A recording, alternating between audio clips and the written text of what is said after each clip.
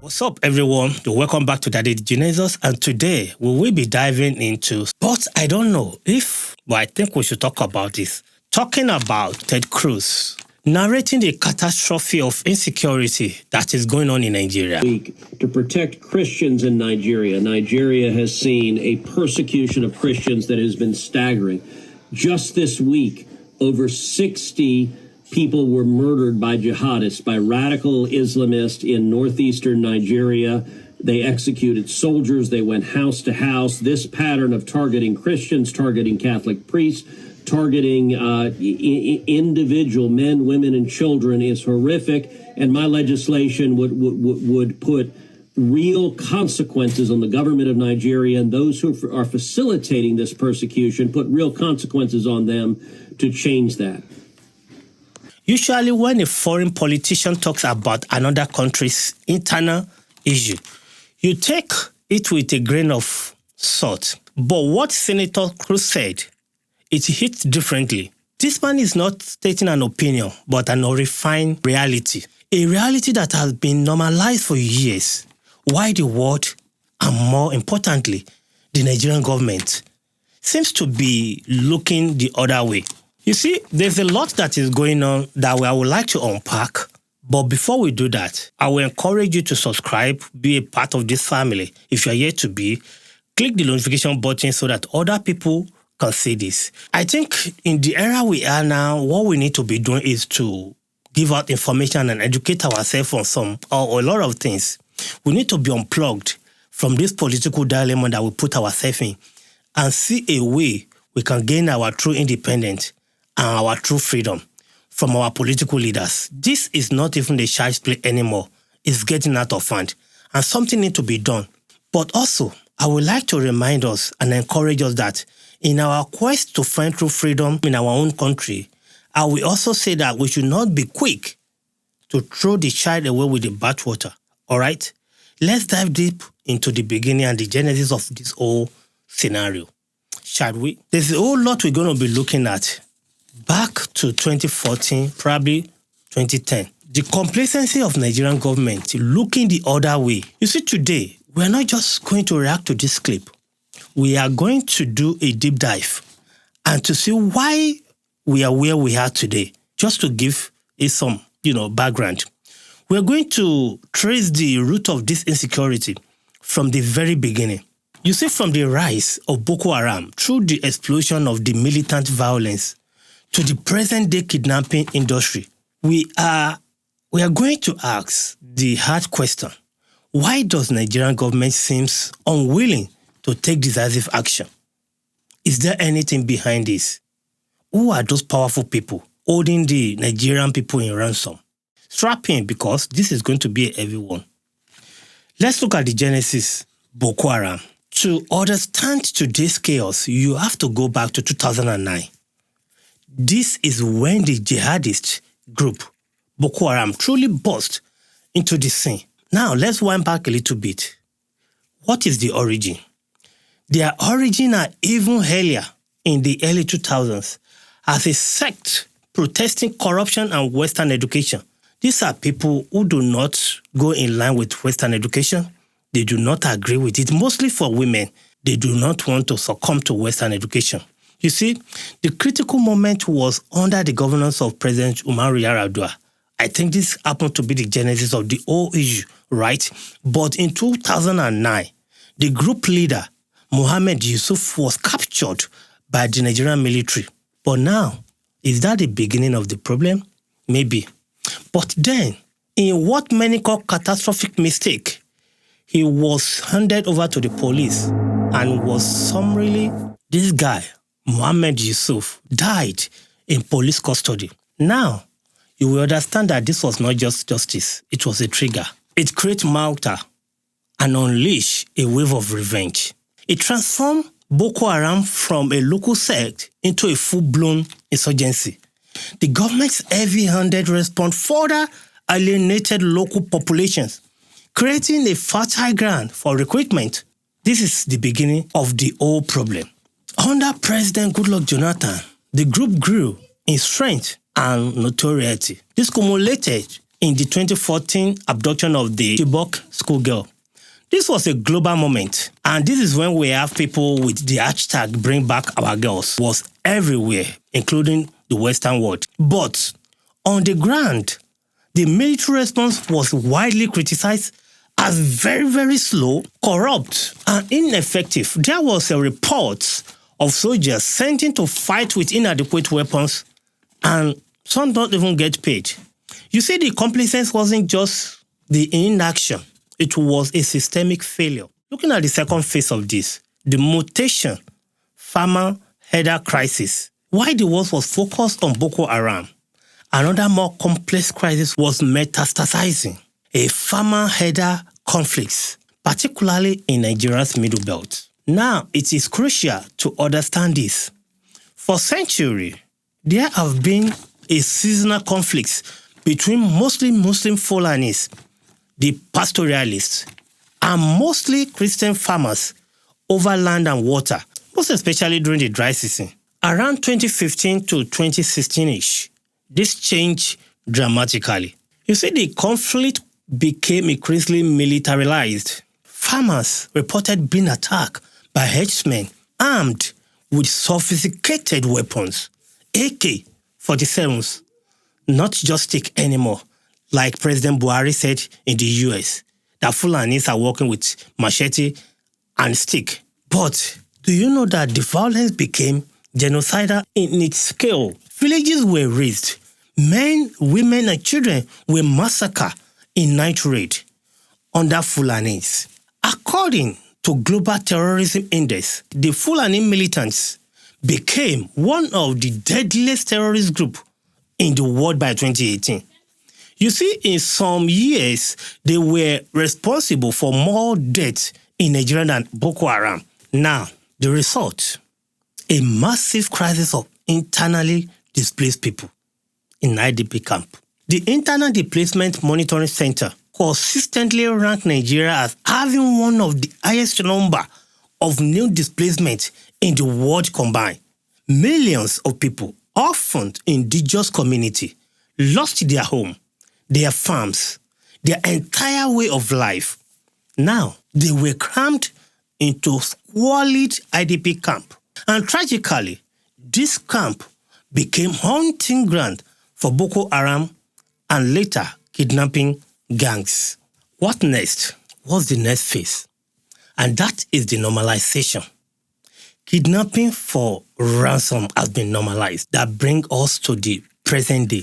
The two crises, the Boko Haram insurgency and the rural banditry, have merged into what I call a hydra-headed monsters. The new business model, industrial scale kidnapping for ransom, is no longer just about an ideology. It is now a ruthless, profit-driven enterprise.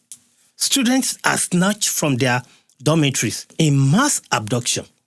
Travelers are kidnapped from highways. People are taken from their farms, and that is just the beginning. Families are forced to sell everything just to pay ransom. This fund more weapons and incentivize more kidnappings. This now become a lucrative business. The question now is, why is the government not stopping this? Why is Nigerian government fail to curb this insecurity and kidnapping? This is the core of Ted Cruz accusation. You see, here is where we have to talk about the political calculus. President Muhammadu Buhari, in power from 2015 to 2023, is a Fulani Muslim from the north. You see, his political base is deeply rooted in the north. Many critics and international organizations like Amnesty International have accused his government of turning a blind eye to this excessive killing of the Fulanis. And if you must know, President Muhammadu Buhari is known to be this kind of person that is Fulani first, Nigerian comes second. They feared backlash from their core constituency. You see, the phrase often used is that the government does not want to be one on the bad side of the powerful probably predominantly Muslim northern political and traditional elite. Furthermore, there is a pervasive argument that for a sitting president, securing a second term often takes precedence. It can overweigh taking decisive but potentially divisive military action against powerful criminal network that may have political connections.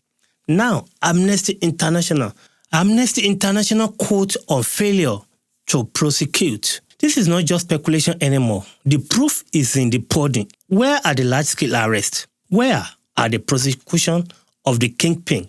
You see, the security budget has ballooned, yet violence has worsened in history. It creates a perception, a very strong one, that there is a level of impunity for certain groups, and these groups are Fulanis. Yes, Fulanis. It seems like, to me, that probably Nigerian government fear violence, people that are violent. They will want to negotiate with you if you are violent. But if you're making a peaceful protest, it can be very easy on them to open fire on peaceful protesters. You see, it is damn crazy that we have a government that will publicly open fire on peaceful protesters and openly make a dialogue with people that are taking lives, violent people. So, when Ted Cruz stands up and says the Nigerian government is complacency and looking the other way, he is echoing what millions of Nigerians, activists and victims have been screaming for years. This isn't a simple problem. It is a tangled web of historical grievance, environmental degradation, political corruption, and brutal opportunism. But at its core, the failure is one of leadership and political will. The killing has become normalized because there are no consequences. The kidnapping continue. Why? Because it is a profitable business. And the government's response? The government response has consistently been reactive instead of proactive, slow and seemingly more concerned with political optics than with the actual safety of its citizen.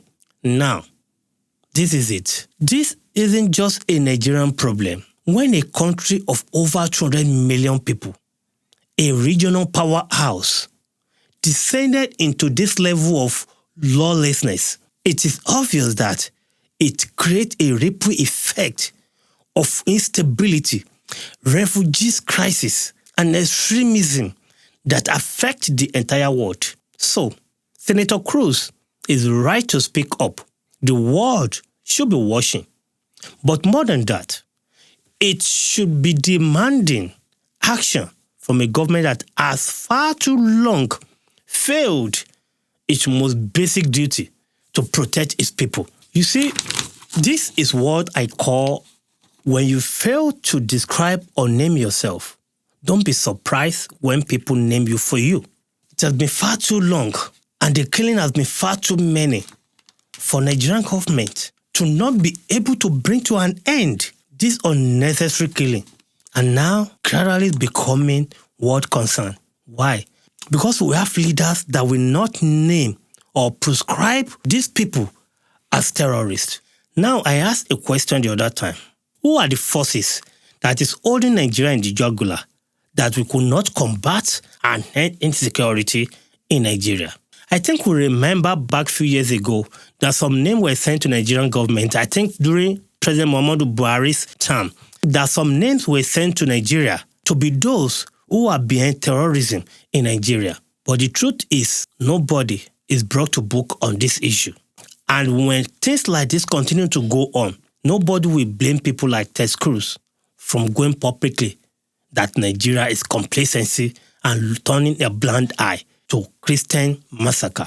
And I believe most Nigeria will agree that our governments are turning blind eye to this insecurity. Even the military, the police, they are all turning blind eye. Do you think our military can handle this insecurity that is going on in Nigeria? And I think if they cannot, then I don't see any reason why people cannot defend themselves. There is far too many stories in Nigeria that is even disheartening of Nigerian military will go into the village and stop people from protecting themselves after being attacked by Fulani Janjaweed.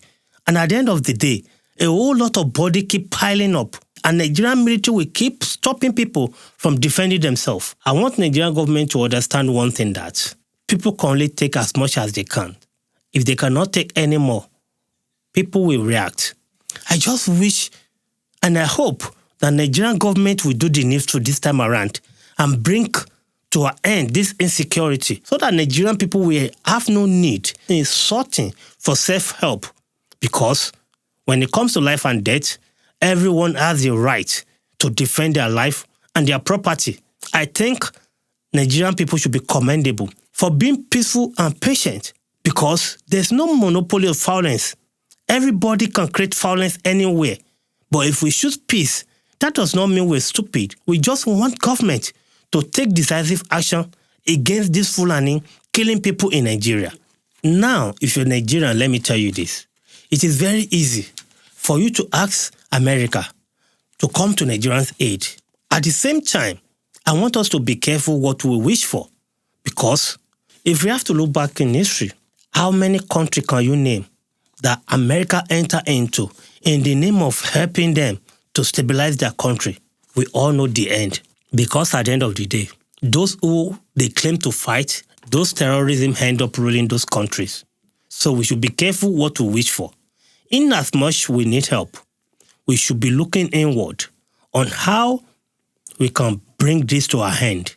If America wants to help, we do not want them to come help and make things worse for us. We want this to go away once and for all. What I believe we can do is to try and see how we can pressurize our government to bring this to our end. You see, I happen to be someone that's not in favor of trying to sort help externally. We have our military, but my belief is that we can end this if we have government that is serious about the safety of Nigerian people and not gaining favor of the northern leaders for second term. We can end this once and for all. And that is going to be my submission on this one. Like I say, this is a heavy topic, and I thank you for sticking with me. I want to hear your thought on this in the comments below. Let's keep the conversation respectful and informed. If you find this deep dive valuable, please hit the like button and subscribe for more content that go beyond the headline. Until next time, stay safe, stay informed, and I'll see you in the next video. Bye-bye.